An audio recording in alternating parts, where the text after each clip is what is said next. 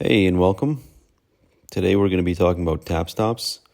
If you're struggling to align dates onto the right side of your resume, or if you're just want to align any text at certain parts of your document more generally, then you can use a tab stop to do this.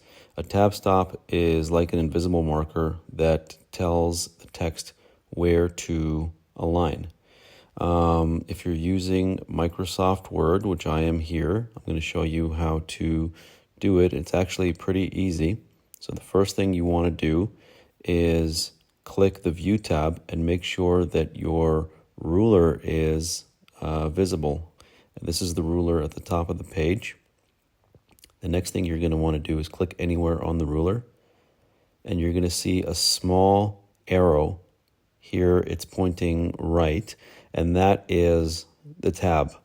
So there are different types of tabs. There are right tabs, left tabs, and center tabs. In this case, we're going to want to use a right tab so that we can get the text to align on the right side of the page.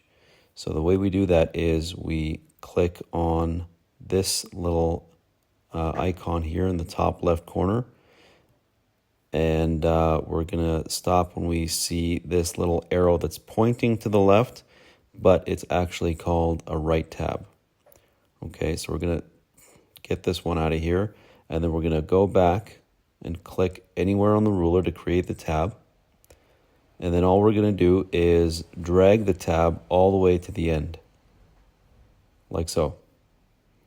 So now your tab is aligned, or not aligned, but set to the margins of the page.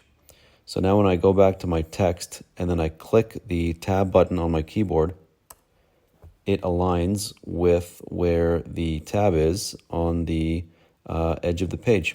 And that's how it's done.